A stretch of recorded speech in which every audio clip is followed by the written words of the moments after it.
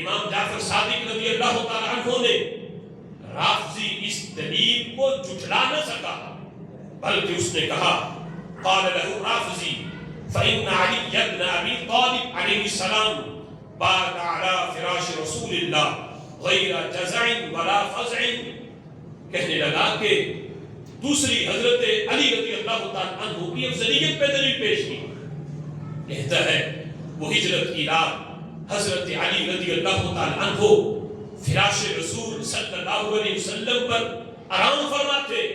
نبی پاک علیہ الصلوۃ والسلام نے جس ہستی کو اپنے بستر پہ سلانے کے لیے جس ہستی کا انتخاب کیا وہ تو مولا علی تھے، لہٰذا یہ دلیل ہے افضلیت علی کی کہ جس کو رسول اللہ اپنے بستر پر سلائیں، اور حضرت علی رضی اللہ تعالیٰ عنہ بستر رسول پہ سوئے تھے، حالانکہ یہ کوئی معمولی بات نہ تھی، کفار جان کے دشمن بنے ہوئے تھے، ان کے بستر پہ سونا یوں تھا جس طرح جان کو ہتھیلی پہ رکھ کے سونا، کفار حملہ کر سکتے تھے بغیر دیکھے، اور یہ موت کے منہ میں کھڑے ہونے والی بات تھی، تو حضرت علی رضی اللہ تعالیٰ عنہ بغیر جزا فضا کے بستر رسول پہ آرام کر رہے تھے۔ سبحان اللہ سبحان اللہ۔ اس رافضی کو کیا پتا جزا فضا حضرت علی کو اس لیے نہیں تھا۔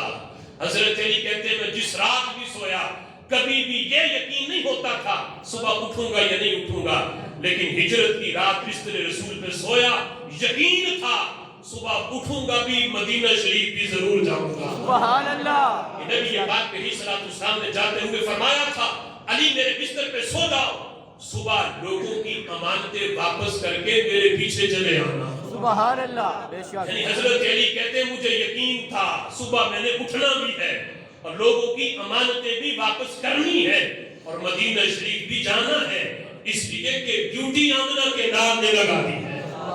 حضرت علی رضی اللہ تعالیٰ عنہ کے بارے میں اس نے کہا غیر جزع ولا فزع، کوئی جزا فضا نہیں تھی۔ جزا فضا کا مطلب ہے کوئی خوف و خطرہ نہیں تھا، بغیر کسی خوف و خطر کے حضرت علی رضی اللہ تعالیٰ عنہ بستر رسول پہ سوئے ہیں، لہٰذا یہ افضلیت علی کی دلیل ہے۔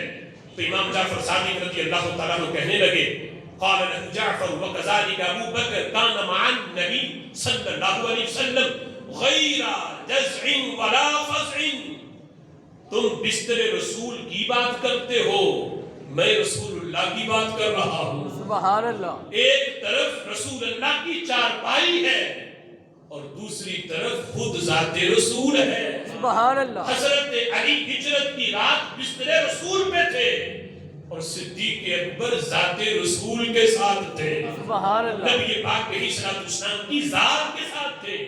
ایک طرف بستر ہو تو بستر ذات سے زیادہ شان والا تو نہیں ہوتا، بستر کو بھی تو شان اس ذات نے ہی دی ہے، لہٰذا وہ چارپائی پہ تھے اور حضرت صدیق اکبر رضی اللہ تعالیٰ عنہ نبی پاک علیہ السلام کے ساتھ تھے۔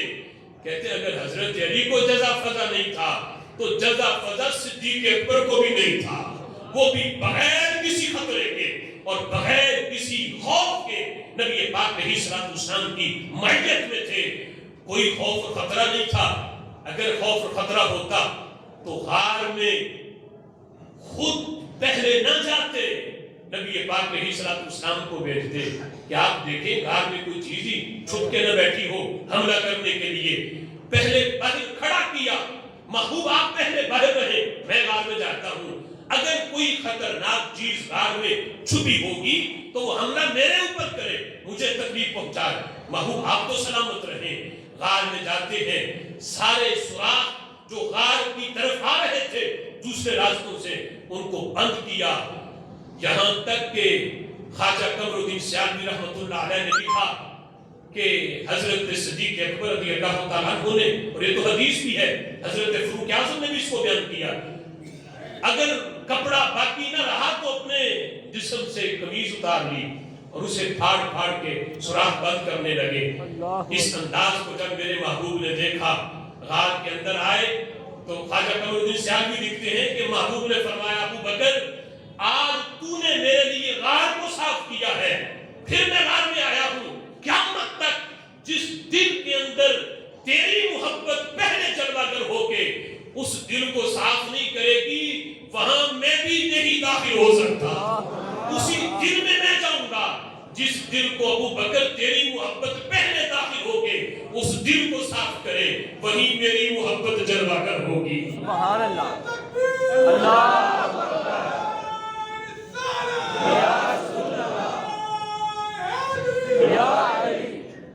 حضرت صدیق اکبر کو بھی جزا فضا نہیں تھا. اب دیکھو ایک طرف رافضی اور ایک طرف امام جعفر صادق دلائل دونوں طرف سے آ رہے ہیں. رافضی کہنے لگا قال له الرجل ان اللہ فإن اللہ تعالی یقول بخلاف ما تقول. وہ بندہ کہنے لگا رافضی اے امام آپ تو اس کے خلاف بات کر رہے ہو جو قرآن میں ہے, قرآن کے خلاف آپ نے بات کی ہے. تو امام جعفر صادق کہنے لگے بتاؤ قرآن میں کیا ہے. اس نے کہا قال اللہ اذ یقول لصاحبہ لا تحزن ان اللہ معنا. قرآن تو یہ کہتا ہے کہ نبی پاک علیہ السلام اپنے ساتھی کو, اور ساتھی کون سے, حضرت صدیق اکبر, تو وہ محبوب اپنے یار غار کو حضرت صدیق اکبر کو کہہ رہے تھے لا تحزن اے ابو بکر غم نہ کر اللہ ہمارے ساتھ ہے. آپ کہتے ہو کوئی جزا فضا نہیں تھا اور ادھر جو ہے اللہ کہتے ہیں جزا فضا تھا. تبھی تو نبی پاک علیہ السلام نے تسلی دے رہے تھے ابو بکر گھبرانا اللہ ہمارے ساتھ ہے. تو اے امام آپ تو قرآن کے خلاف بات کر رہے ہو. تو امام جعفر صادق رضی اللہ تعالیٰ عنہ کہنے لگے لا میں نے قرآن کے خلاف بات نہیں کی. کہتے ہیں لِأَنَّ الْحُزْنَ غَيْرُ الْجَزْعِ وَالْفَزْعِ. وہاں لفظ حزن کا آیا ہے, جزا فضا کا قرآن میں لفظ نہیں آیا. جزا فضا جو ہے وہ اپنی ذات کے بارے میں ہوتا ہے اور حزن اپنے بارے میں نہیں ہوتا, حزن کسی دوسرے کے بارے میں ہوتا ہے. حضرت صدیق اکبر رضی اللہ تعالیٰ عنہ کو غار میں جو غم تھا وہ اپنے بارے میں نہیں تھا. یہ لفظ بولنے امام جعفر صادق رضی اللہ تعالیٰ عنہ نے کہنے لگے کانا حزن ابی بکر ان یقتل النبی صلی اللہ علیہ وسلم ولا یدان بدین اللہ فکان حزن علی دین اللہ وعلی نبی اللہ ولم یکن حزنہ علی نفسی. کہنے لگے انہیں جو حزن تھا, جو پریشانی تھی وہ یہ تھی کہ کہیں کوئی مجھے مار کے کہیں کوئی رسول اللہ تک نہ پہنچے. اور یہ امانت بہت بڑی امانت ہے. لوگ قیامت تک مجھے تانے دیں گے, اگر حفاظت نہیں کر سکے تو ساتھ کیوں چلے, پہلے ہی انکار کر دیتے. قیامت تک اتنی بڑی امانت رب کی میرے پاس ہے اور میری ڈیوٹی لگی ہے حفاظت کی. جان اپنی تک میں ان کی حفاظت کروں گا, لیکن جب مجھے پھر اللہ کے دین کا کیا بنے گا. ابھی تو قرآن کا نزول ہونا ہے, تو قرآن کا نزول تو ان کی ذات کے بغیر کسی اور پہ ہو بھی نہیں سکتے. کیفا وقد الزعته اکثر من 100 خریش. کہتے وہ سانپ جس سوراخ پہ ایڑی تھی صدیق اکبر کی, وہاں سانپ نے 100 سے زائد بار ڈنگ مارا, ایک بار بھی صدیق اکبر نے ہائے نہیں کہا. یہ لفظ ہیں. کہنے لگے ایک بار بھی فما قال حس ولا مافا, ایک بار بھی زبان پہ سی نہیں آئی, ایک بار بھی زبان پہ ہائے کے لفظ نہیں آئے. 100 بار ڈنگ کھایا ہے, نہ ایڑی ہٹائی ہے, نہ زبان پہ جو ہے وہ تکلیف کے لفظ آئے ہیں, ہائے ہس کے لفظ آئے ہیں. کہتے ہیں یہ دلیل ہے اگر انہیں اپنی ذات کے بارے میں خطرہ ہوتا تو پہلی بار ہی ڈنگ کھا کے ایڑی ہٹا دیتے. 100 بار ڈنگ کھا کے بھی جو اپنے پاؤں نہیں ہلا رہا وہ صدیق اکبر وہ ہے جسے نہ کوئی فضا تھا نہ کوئی غم تھا, اپنی ذات کا حزن بھی نہیں تھا. حزن تھا رسول اللہ کی ذات کے بارے میں اور اللہ کے دین کے بارے میں. سبحان اللہ. اب جس وقت یہ دلیل دے دی امام جعفر صادق کی, دلیل رد بلا کون کرے جب دلیل امام جعفر صادق کی ہو. رافضی نے اب بینترا بدلا, اس دلیل کا تو رد نہ کر سکا, مزید اس نے دوسری دلیل دی. کہنے لگا قال رافضی فإن اللہ تعالی قال انما ولیکم اللہ ورسولہ والذین آمنوا الذین یقیمون الصلاة ویؤتون الزکاة وهم راکعون. اللہ فرماتا ہے قرآن میں اے ایمان والو تمہارا جو مددگار ہے وہ اللہ ہے اور تمہارا مددگار اللہ کا رسول ہے، والذین آمنوا اور تمہارا مددگار وہ ایمان والے ہیں، یقیمون الصلاۃ جو نماز قائم کرتے ہیں، ویؤتون الزکاۃ اور زکات دیتے ہیں، وہم راکعون اگرچہ وہ رکوع کی حالت میں ہوں، رکوع کی حالت میں ہوں پھر بھی اللہ کے راستے میں خرچ کرتے ہیں۔ کہتے ہیں یہ آیت پڑھ کے کہتے ہیں نازل فی علی ابن ابی طالب، یہ آیت اتری ہے حضرت علی رضی اللہ تعالی عنہ کی شان میں، ان کے بارے میں آئی ہے۔ کعب کہتے ہیں تصدق بخاتمہ وہو راکع، اس وقت اتری تھی جب حضرت علی رضی اللہ تعالی عنہ حالت نماز میں تھے اور رکوع کی حالت میں تھے، ادھر سائل نے صدا دی تو حضرت علی نے رکوع کی حالت میں ہی اپنی انگوٹھی اتار کے اس سائل کو دے دی، اس کی طرف پھینک دی وہ انگوٹھی، حالت رکوع میں بھی اللہ کے راستے میں صدقہ اور خیرات کر دیا۔ جس وقت نبی پاک علیہ السلام نے یہ دیکھا، ادھر حضرت علی نے یہ عمل کیا، ادھر قرآن کی آیت آئی تو میرے محبوب فرمانے لگے الحمدللہ الذی جعلہا فی وفی اہل بیتی، تمام تعریفیں اس رب کی ہیں جس نے میری اہل بیت کو یہ صفت عطا فرمائی ہے، سبحان میری اللہ، اہل بیت کو یہ صفت عطا کی ہے۔ اللہ قرآن میں جس کی شان بیان کرے وہ علی میری اہل بیت میں سے ہے، جس کے بارے میں یہ آیت آئی تو وہ رافضی کہنے لگا کہ دیکھو یہ آیت اتری ہے حضرت علی رضی اللہ تعالی عنہ کے بارے میں، لہذا ان کا پہلا نمبر ہے۔ امام جعفر صادق کہنے لگے ٹھہرو تو صحیح، میری بھی دلیل سنو۔ کیا دلیل دی؟ قال له جعفر الآیۃ التي قبلها في السورة اعظم منها، کہتے ہیں میرے پاس وہ دلیل ہے جو اسی صورت میں اس سے پہلے جو اس سے بھی بڑی آیت ہے۔ سبحان اللہ، آیتیں تو ساری برابر ہے، مطلب یہ ہے اس سے پہلے والی جو آیت ہے تم نے ایک پڑھی دوسری کیوں نہیں پڑھتے، اور پہلے والی پڑھ کے آگے کیوں نکل جاتے ہو، اس سے پہلے والی بھی پڑھو۔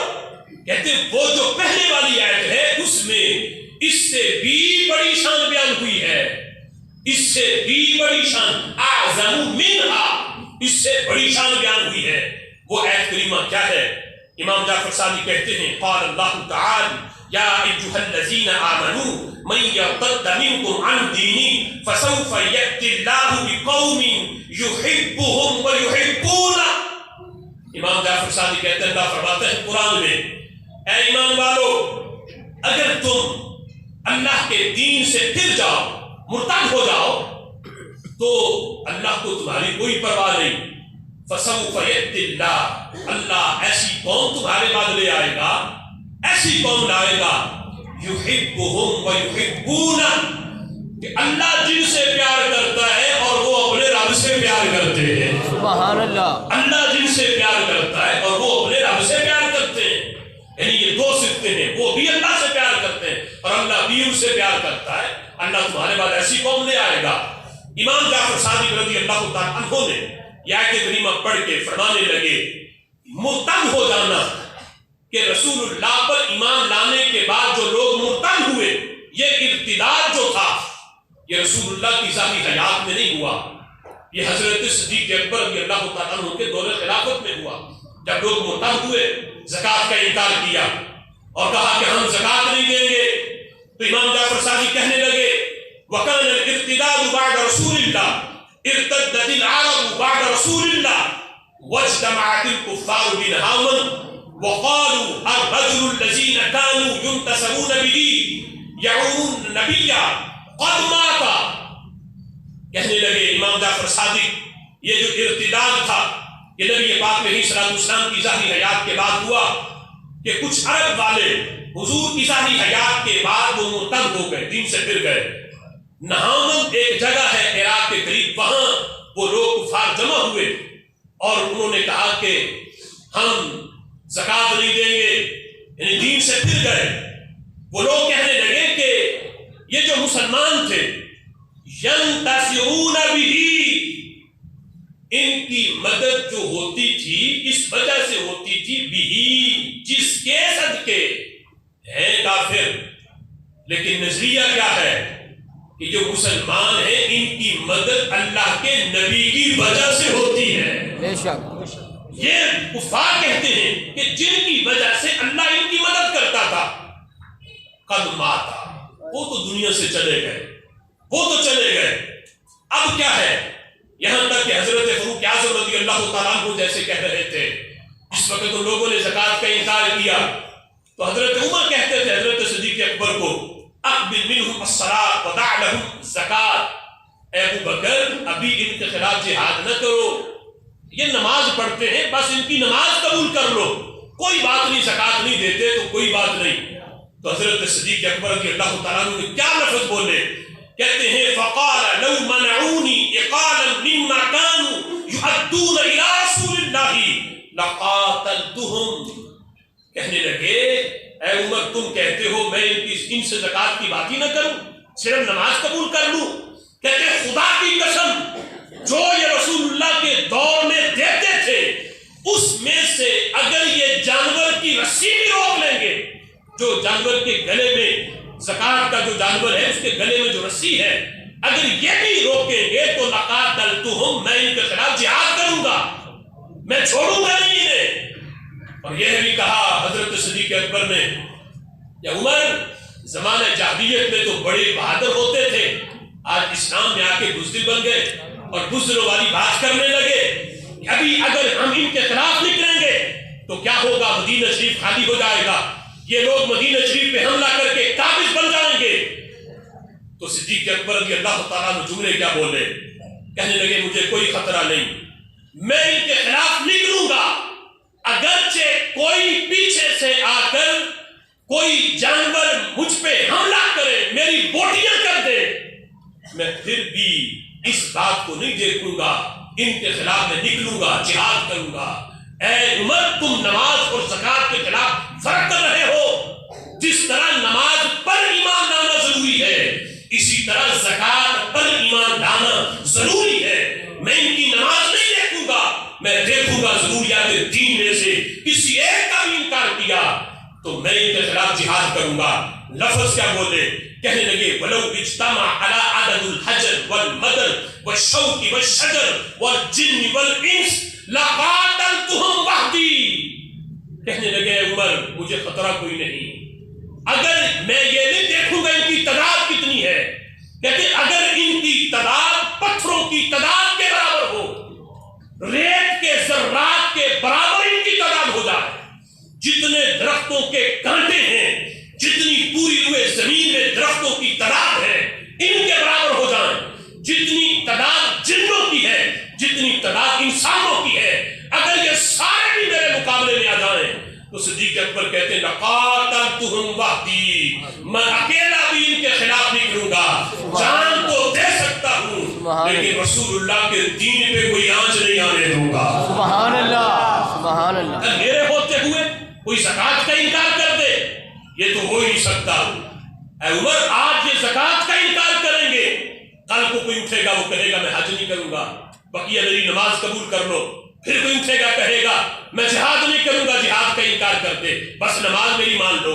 نہیں، ورنہ کلمہ اسی کا قبول ہے جو نماز بھی پڑھے، زکوٰۃ بھی دے اور جتنے ضروریات دین ہیں ہر ایک پر ایمان لائے، اسی کے کلمے کا اعتبار کیا جائے گا. سبحان اللہ. بے شک. اب دیکھو حضرت فاروق اعظم اس وقت تو یہ کہہ رہے تھے، بعد میں کہتے ہیں میری زندگی کی ساری نیکیاں ابو بکر کی ایک رات اور ایک دن کا بھی مقابلہ نہیں کر سکتی.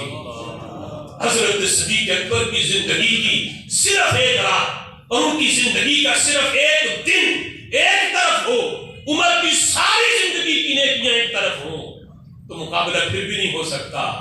اور عمر کی نیکیاں پتہ کتنی ہیں؟ حضرت جبریل امی آئے، میرے محبوب نے ان سے پوچھا اے جبریل بتا آسمان پہ میرے عمر کی شان کیا ہے؟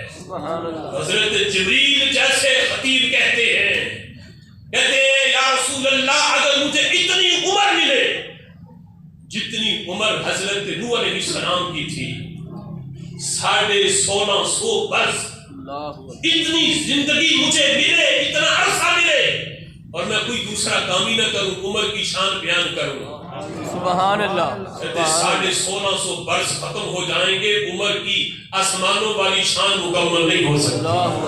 سبحان اللہ۔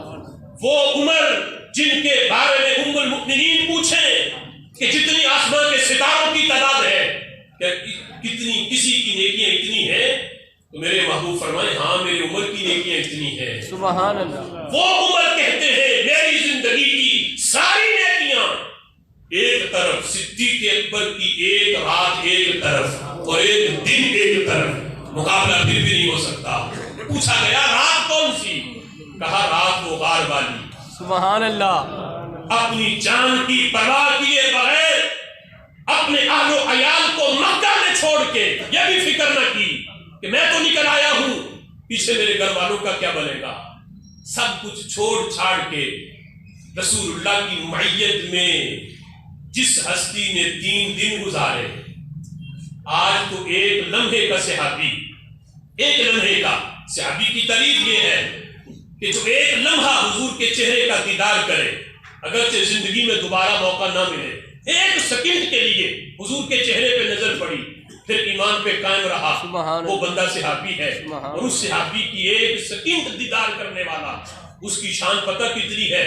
پوری دنیا کے غوث ایک طرف ہوں، پوری دنیا کے غوث قطب ابدال ولی، یہاں تک کہ سارے تابعی ایک طرف ہوں، اس صحابی کے قدم سے لگنے والے ذرات کا بھی مقابلہ نہیں ہو سکتا۔ سبحان اللہ۔ بے شک۔